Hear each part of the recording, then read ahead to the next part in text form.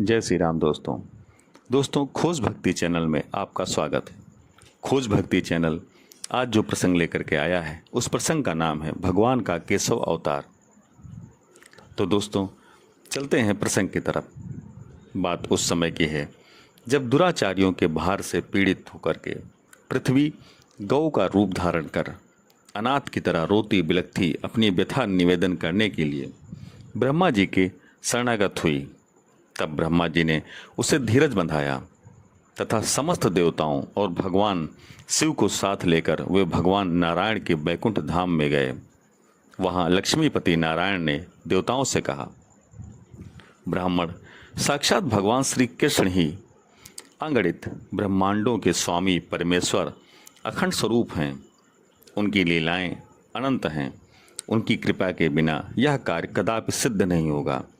अतः आप सभी उनके अविनाशी एवं परम उज्ज्वल धाम में शीघ्र जाओ। नारायण एवं ब्रह्मा जी के साथ सभी देवता श्री कृष्ण के समक्ष उपस्थित हुए और उन्होंने एक आश्चर्य देखा कि नारायण भी श्री कृष्ण के विग्रह में लीन हो गए हैं। यह देखकर उपस्थित सभी देवों को बड़ा आश्चर्य हुआ। उन्होंने उनकी स्तुति की। स्तुति किए जाने पर भगवान परमेश्वर ने अपने श्वेत और श्याम केश उखाड़े तथा देवताओं से कहा, मेरे ये दोनों केश पृथ्वी पर अवतरित होकर पृथ्वी का कष्ट दूर करेंगे। सभी देवगण अपने अपने अंश से पृथ्वी पर अवतीर्ण होकर के दैत्यों से युद्ध करें। संपूर्ण दैत्यगण मेरे दृष्टिपात से ही नष्ट हो जाएंगे। वसुदेव जी की जो देवी तुल्य देव की नाम की पत्नी है, उनके 8वें गर्भ से मेरा यह अवतार होगा। श्रीमद्भागवत में श्री वेद व्यास जी ने भी यही कहा है कि जिस समय दानवों का उपद्रव पृथ्वी पर बढ़ जाएगा, भगवान अपने श्वेत और श्याम केश से बलराम और कृष्ण के रूप में कला अवतार ग्रहण करेंगे। वे इतने अद्भुत कार्य करेंगे कि साधारण मनुष्य उनकी लीलाओं को समझ नहीं पाएंगे। श्री नरसिंह पुराण में भगवान की श्वेत और श्याम शक्तियों का वर्णन मिलता है। मेरी गौर और कृष्ण शक्तियाँ पृथ्वी पर वसुदेव एवं देवकी से अवतार लेकर कंस आदि का वध करेंगी। उन्होंने सज्जनों की रक्षा और दुष्टों का संहार करने के लिए अपनी गौर और कृष्ण शक्तियाँ पृथ्वी पर भेजीं। उनमें से गौर शक्ति वसुदेव और रोहिणी से प्रकट हुई तथा श्याम शक्ति वसुदेव और देवकी से प्रकट हुई।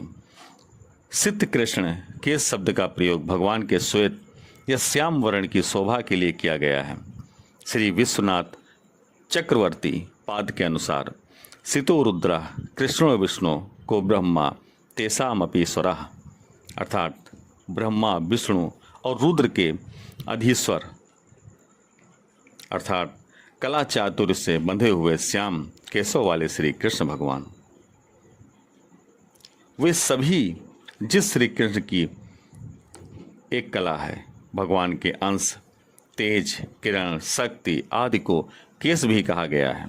अर्जुन के प्रति भगवान श्री कृष्ण की यह उक्ति है, अर्थात सूर्य का ताप अग्नि और चंद्रमा की जो किरणें प्रकाशित होती हैं वे सब मेरा केश कहलाती हैं। उस केश से युक्त होने के कारण सर्वज्ञ द्विज श्रेष्ठ मुझे केशव भी कहते हैं। पुराणों में कहा गया है कि अग्नि और सोम एक योनि हैं तथा सभी देवताओं का मुख अग्नि है। एक योनि होने के कारण वे एक दूसरे को आनंदित करते हुए समस्त लोकों का धारण करते हैं। महाभारत के उपर्युक्त वचन से यह स्पष्ट होता है कि श्वेत और श्याम केश वस्तुतः अग्नि और सोम हैं। ये भगवान की अनंत शक्तियों में दो शक्तियां हैं जो अवतार ग्रहण करती। वैसे भगवान के अवतारों की इदमित्थम कह पाना दुष्कर है। श्रीमद्भागवत में कहा गया है कि भगवान की माया से मोहित बुद्धि होने के कारण उनके स्वरूप का यथार्थ ज्ञान तो क्या, जिस मार्ग से भगवान गमन करते हैं उसकी गति को जब मैं स्वयं ब्रह्मा तुम और वासुदेव भी नहीं जानते, तब औरों की बात ही क्या है। उनके स्वरूप का ज्ञान तो दूर रहा, उनकी माया द्वारा निर्मित इस जगत को भी हम लोग अपने ज्ञान के अनुरूप ही जान सकते हैं। स्कंद पुराण के अनुसार अचिंत्या खलु ये भावा न तास्त किरणम योजियत, अर्थात भगवान के अवतार और लीला विग्रह अचिंत्य हैं, अतः वे अतर्क्य हैं। वस्तुतः केशव अवतार कहने का अभिप्राय यह है कि पृथ्वी का भार उतारने के लिए भगवान का एक केश ही पर्याप्त है। इसके अतिरिक्त श्री बलराम जी और श्री कृष्ण के वर्णों की सूचना देने के लिए भी उन्हें सफ़ेद और काले केशों का अवतार कहा गया है।